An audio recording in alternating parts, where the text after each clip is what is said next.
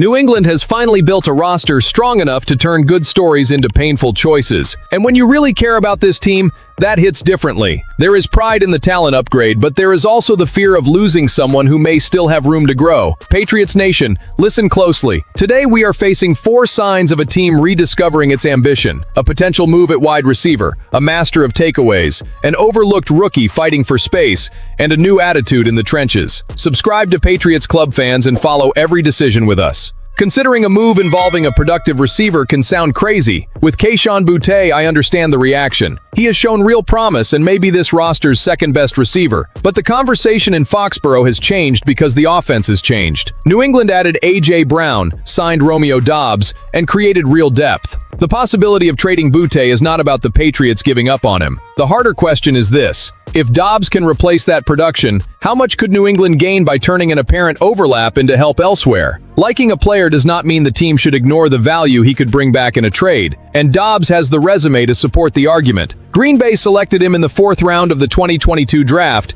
and he has cleared 600 receiving yards in each of the last 3 seasons. In his most recent year, he posted 724 yards, 6 touchdowns, and 13.2 yards per catch. Colin McCarthy described him as the clear favorite for the WR2 role behind Brown, and the logic is easy to see. If New England's new star draws the opponent's top corner in extra coverage, Doubs could spend Sundays attacking much friendlier matchups. That does not hand him the job or reduce Boutte to a disposable piece. Camp reveals whether a projection can survive contact, pressure, and repetition. Doubs still has to prove his Green Bay consistency will carry into this offense. Boutte can make any trade conversation too expensive for the Patriots. The competition is alive, and that is great news for Drake Maye. I do not buy the idea that New England would be doing something outrageous just by listening to offers. For far too long, this fan base begged for more weapons, more depth, and more courage. Now the roster can either keep 2 useful receivers or turn one into assets for another need. We cannot suddenly pretend abundance is a problem. The mistake would be selling low on Boutte or assuming Doubs can replace everything before he proves it in games.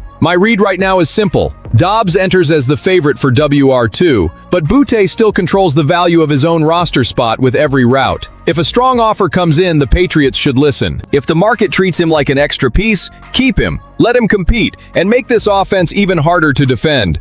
For the first time in a long time, Foxborough can choose without acting out of desperation. But options on offense are only part of the equation. Across the ball, a veteran is teaching the young defensive backs how to turn film study into stolen possessions. Kevin Byard does not wait for an interception to fall out of the sky.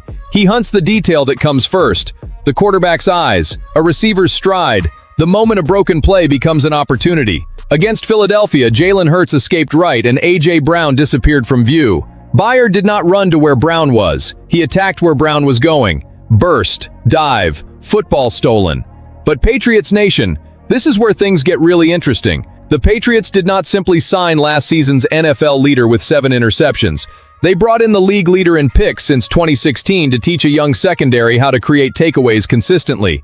New England produced 8 takeaways in 4 playoff games, nearly double its regular season average. 5 were interceptions, and the Patriots won both games in which they picked off a pass. That surge showed how quickly this defense can change a game when it steals possessions. It also created a challenge: turn that January fire into a habit. Byard is working directly on that layer.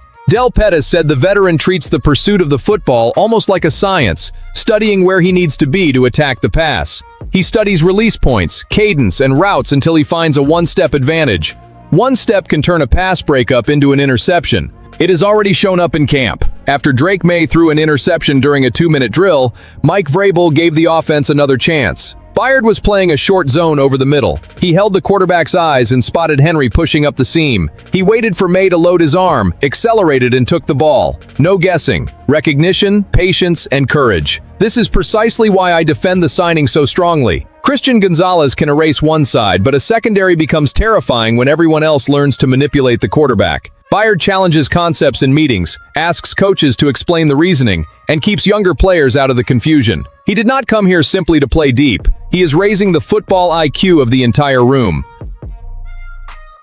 Doubs represents depth that creates choices. Byard represents experience that creates answers. A respected roster needs both. The next story flips that path around. One rookie has not earned the respect yet, but he has started taking it one snap at a time. Channing Canada entered the preseason as the kind of name most people only notice after checking the number on the jersey. Against Indianapolis, he refused to stay anonymous. The undrafted rookie out of TCU played 32 defensive snaps, added 11 more on special teams, returned a kickoff, and finished with 7 tackles. For a player fighting near the back of the line, that is not background noise. It is a statement made without a microphone.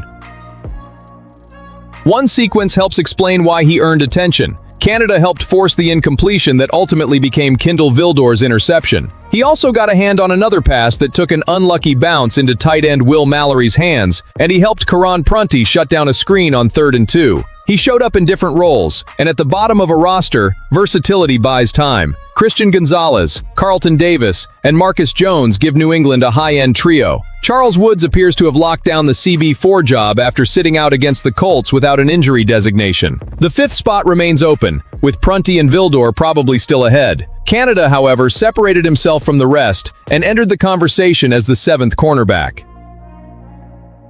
That still points more toward the practice squad than the 53-man roster. But August changes fast. One injury, another strong performance, or one decisive special teams play could shrink that gap. New England used players last season who began the year on the practice squad, including Terrell Jennings, Jeremiah Farms, and Miles Battle. The path exists for anyone who stays ready. Fan confidence check. From 0 to 10, how much do you trust Canada to earn a real role this season? I am at a 7. Not because the job already belongs to him, but because overlooked players survive by turning every assignment into evidence. That individual hunger sets up a much larger team-wide demand. The Patriots want to control games again, where talent cannot hide, from the collision point in the trenches.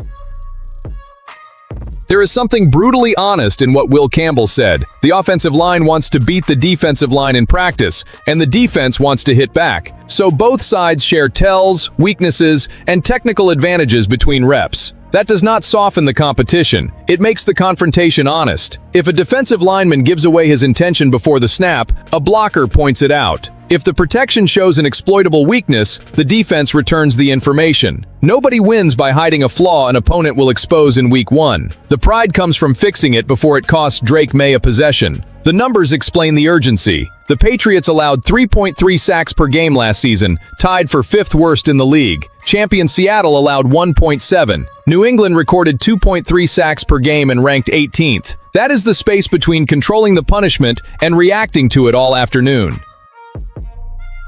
The franchise invested in changing that balance with Elijah Vera-Tucker, Caleb Lomu, Jesus, and Draymond Jones. Still, contracts and draft status move nobody backward. Campbell feels that pressure. He flashed as a rookie but allowed 26 pressures, including 5 sacks and 5 quarterback hits. Seattle kept targeting him in the Super Bowl. Giving up after one season would be hollow. Protecting him from every hard question would be irresponsible. I want to see the response. Campbell needs to turn that struggle into fuel and demand that his teammates hide nothing from him. Jones has to help the defense collapse the pocket. Jackus, after missing the spring, has ground to make up. This may be the least glamorous of the 4 stories, yet it could be the most decisive. Doubs will not find space if Maye has no time. Byard cannot disguise coverages if the defense never pressures the passer. Canada cannot show his instincts if the front gets driven backward. Everything starts at the point of contact, where nothing can be faked. I have spent too long watching New England survive in the trenches to treat this as another nice camp quote. I want an offense that does not abandon its plan when the pocket collapses. I want a defense that speeds up the quarterback and gives Byard throws he can steal. When both lines correct each other while competing, they rebuild a culture where preparing the teammate across from you also protects the season. That is how respect returns to Foxborough.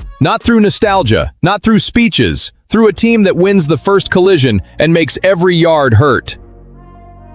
Today gave us 4 ways to earn respect again. Enough depth to choose without desperation. Enough experience to turn preparation into takeaways. Enough hunger for an overlooked rookie to become impossible to ignore. And enough competitive humility for both lines to attack their own flaws. That hits this fan base because nobody is asking for perfection in August. We are looking for a team that deserves our trust when the game tightens. Patriots Nation, tell me what you think. Who benefits most from this new mindset? Drake Maye, the defense, or the entire roster? Drop your answer below and subscribe. Patriots Club Fans is home for everyone who still demands greatness from Foxborough.